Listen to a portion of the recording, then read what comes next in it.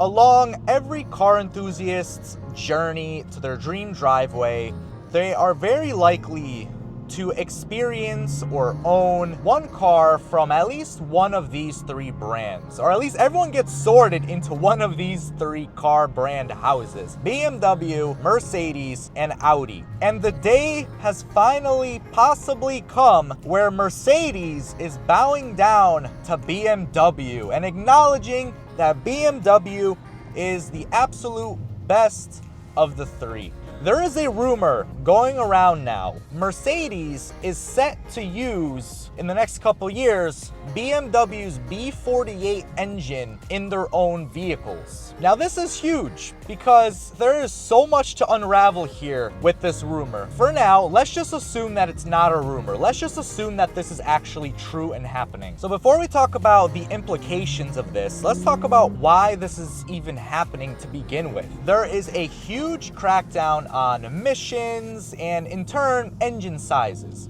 If you look at Mercedes specifically, they used to have their AMG models, their 63, that's like their main one. It used to have a V8, it was a monster. And now it is a 4-cylinder hybrid. And really, it's not that Mercedes wants to create a 4-cylinder AMG car, it's just that they don't really have a choice. It is becoming so difficult now to create bigger engines. I mean, look at every other brand. Every other brand is downsized. Look at Lamborghini. Their new Temerario isn't even a V10 anymore, in a lineage of a car that has always been a V10, from the Gallardo to the Huracan, but now the Temerario is changing that. And you have those few brands that are managing to survive making big engines. So Ferrari's still pumping out their V12 in the 12 cilindri model. That one is still a V12, which is nuts. But as a whole, this is what's going on in the car industry. Everyone is being forced to downsize, and it's really sad. If they want to survive, they have to use engines from another supplier. And partly, I'm sure, due to tariffs and due to other factors, their best option likely just is go to BMW or Audi to get their engine. And BMW makes a very good 4-cylinder engine. That engine is very good. It's in like half the cars out there that aren't 6 cylinders. And think of it this way too.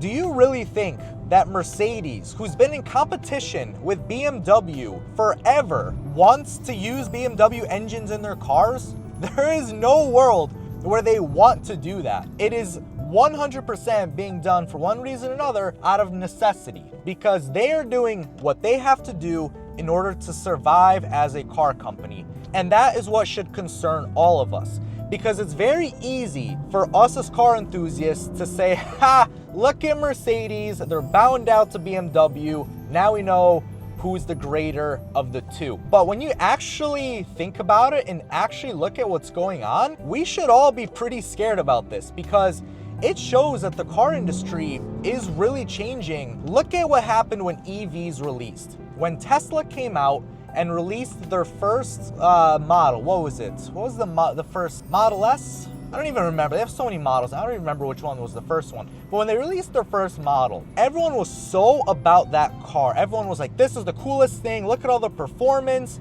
You basically get like $1 million car's worth of speed in an electric car for literally a fraction of the price. And everyone was so about that. And now that everyone's being forced into EV cars, everyone's like, hold on, wait a minute.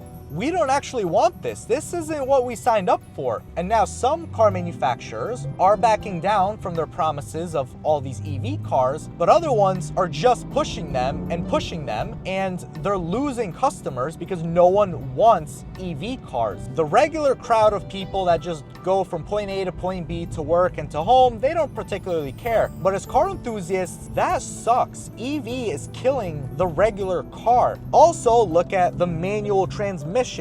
Manuals are now so coveted and so rare, and yet we, as car enthusiasts, killed off the manual transmission because the automatics came out and everyone said, wow, we want these automatic. Then you had the flappy paddles. Everyone said, wow, look at those are so cool. And everyone bought flappy paddles. And then slowly but surely, the manual transmission turned into a rare antiquity, and cars with them are so sought after. And that same exact thing, I think, is gonna happen to these bigger car brands. we laugh when things like this happen, we don't really let it sink in and realize that it's out of necessity. Mercedes is doing what it has to in order to survive. Now, what is the good thing that's gonna come out of this? Well, BMW makes good engines. Mercedes is likely to have a nice period of good reliability as far as reliability goes in this kind of tier of car. And I think we're gonna see some very unique combinations of marketing from the two brands.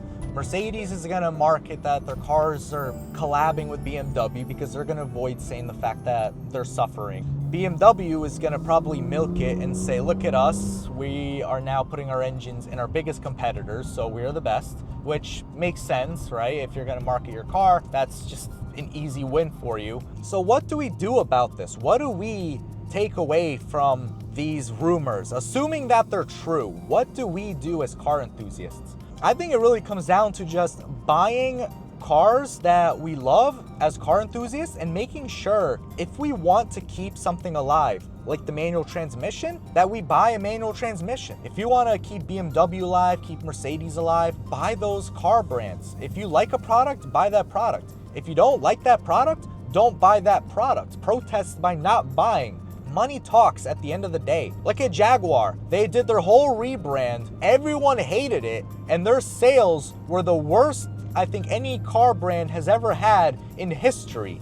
This is not good news for the car industry. It is cool in a way that the two are going to collaborate. I know BMW engines have been used in other cars before, most notably the Toyota Supra, but still, engine collabs happen all the time. But for BMW and Mercedes, that is big news. Especially for you younger kids out there that are now gonna start getting your driver's license, or maybe you already have your driver's license and soon you're gonna be looking at buying your first car or maybe your first fun car. You guys are the ones that are gonna be impacted the most. Because see, my generation, the millennials, we're at the point where we can buy toys. And the toys that we can buy still have proper engines in them. We can still buy V6s, V8s, and if we have the money, V10s. Whereas you guys in the newer generation, you won't be in that same position because in order for you guys to be able to buy V6s, V8s, or even V10s, you guys are likely gonna have to buy cars that are, 20, maybe 30, or even 40 years old. It's gonna be a lot more difficult. They're gonna be a lot more harder to achieve in terms of actually finding ones that aren't broken down, that are in good condition, and stuff like that. It's gonna be a lot harder for you guys. So if you like this video, guys, leave it a like, leave me a comment, letting me know if a BMW, Mercedes, or Audi is one of your dream cars, or if it's a car that you plan on buying, and let me know what your thoughts are. I'd really love to know everyone's opinion on this.